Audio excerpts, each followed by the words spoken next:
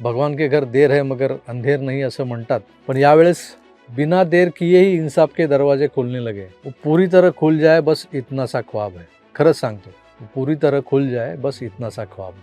आणि या छोट्याशा अपेक्षेसह मला वाटतं आज जे काही घडलंय, जो निकाल लागलाय, त्याबद्दल एका डोळ्यात आसू आणि एका डोळ्यात हसू अशी स्थिती महाराष्ट्रातल्या तमाम आईवडिलांची आहे, त्यांच्या पोटी या 3-3.5 वर्षांच्या अशा चिमुकल्या छकुल्या आहेत। त्या छकुल्यांमध्ये तिची झलक कुठेतरी त्यांना दिसते, तेव्हा त्यांचं जे काळीज आहे ना, ते असं विदीर्ण होत जातं या सगळ्या घटनांच्या बातम्या कानावर पडल्यावर। आणि या बातम्या आता थांबाव्यात, पुन्हा कधी अशी घटना घडल्याचं कानावर पडू नये, बस इतना सा ख्वाब है।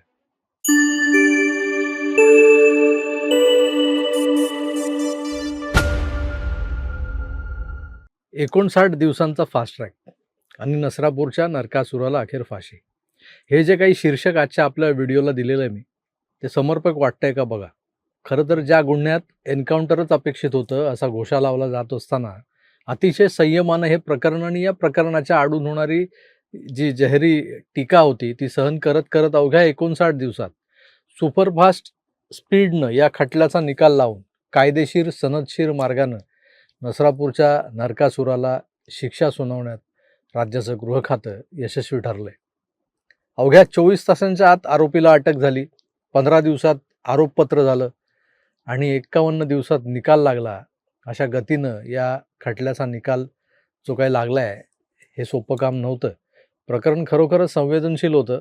3.5 वर्ष वय असलेल्या त्या अजान बालिकेवर आपल्यातल्या हैवानाचं वकवकलेपण रीत करण्याचं नीच कृत्य ज्या भीमराव कांबळेने केलं, त्याला खरं तर न्यायालयाने विशेष तरतूद करत जमावाच्या हवाली करून दगडानं ठेचून मारण्याची सजा सुनावली असती ना, तर कलेजे में थंडक पड जाती थी।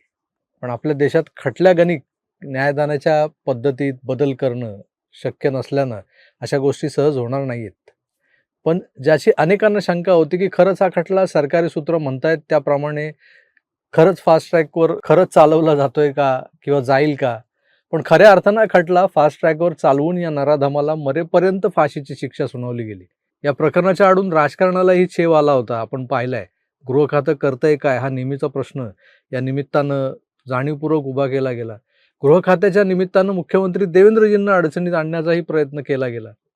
उत्तर प्रदेशातल्या योगींच्या एन्काउंटरचीही अनेकांना आठवण झाली, पण एन्काउंटर हे काय फायनल सोल्युशन नसतं हे सगळ्यांनाच समजेल असंही नाही। त्यामुळे रोष हा कायम होताच, थोड्या ना थोड्या प्रमाणात। पण या रोषाच्या दडपणाखाली अजिबात न येता ज्या माणसांना आपले अधिकार अगदी योग्य पद्धतीनं वापरत या प्रकरणाचा सोक्षमोक्ष लावलाय, विशेष न्यायालयाने आपलं काम चोख बजावलंय। या तपासात एक महत्त्वाचा अडथळा म्हणजे आपल्या भिकारचोट रूढी परंपरांनी या नराधमांना दिलेला कायदेशीर बचावाचा अधिकार, याला दिलेला वकील, मग परिस्थितीजन्य पुरावे मांडतानाही त्याला हरकती आल्यानंतर कशी दमछाक होते हे दिसलं आपल्याला।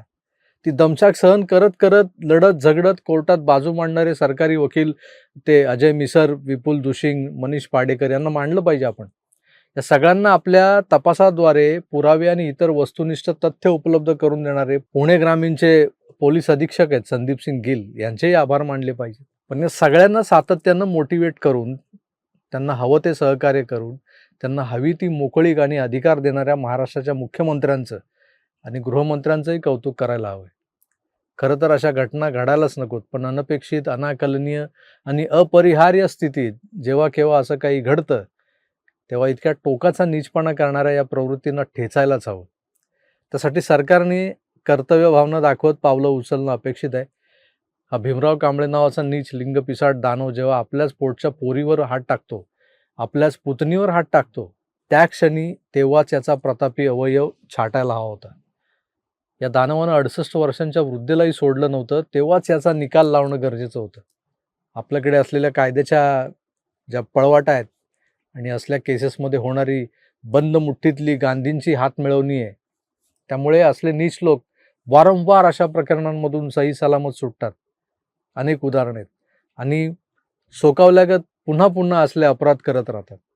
आज हा निकाल लागल्यानंतर कोर्ट ढसढसा रडलंय, अनेकांना भावना अनावर झाल्या, पण या भावनांना आवरायला हवं, कारण नुसतं रडून भागणार नाहीये, कारण आता पुढचा मार्ग हा अजून खडतर होत जाणार आहे। त्या नराधमाला खरोखरच फाशीच्या तख्तावर चढवूनच दम घ्यायचा आहे. कारण आता अनेक पळवाटा शोधल्या जातील. या नराधमाचं वय, त्याचं वय त्याच्या फाशीच्या शिक्षेच्या आड येऊ शकतं. या विशेष सत्र न्यायालयाचा निकाल हा हायकोर्टात चॅलेंज केला जाऊ शकतो. पुढे सुप्रीम कोर्टही आहेच की शेवटचा पर्याय म्हणून. मला वाटतं अशा केसेसमध्ये रेअरेस्ट टू रेअर हे परिमाण लावत नवे कडक नियम बनवले जावेत. त्यातून नवे दंडक प्रस्थापित होत गेले तरच अशा घृणास्पद कृत्यांना आळा बसणार आहे. या दानवांचे शिवशिवणारे हात जागीच छाटले गेले ना, तरच पुढे कुणाचीही हिंमत होणार नाही अशा वाटेनं जायची, कुणाच्या लेकीबाळीवर हात टाकायची. देवेंद्रजी यावर आपल्या सुपीक डोक्यातून काहीतरी मार्ग काढतील अशी मला आशा आहे. कारण हा माणूस बोलत नाही, करून दाखवतो आणि तेही सनदशीर मार्गांनी करून दाखवतो. एकंदरच भीमराव कांबळेच्या काउंटडाऊनला सुरुवात झाली. फक्त हा काउंटडाऊन ही उलटी गिनती जास्त लांबच जाऊ नये एवढीच माफक अपेक्षा आहे.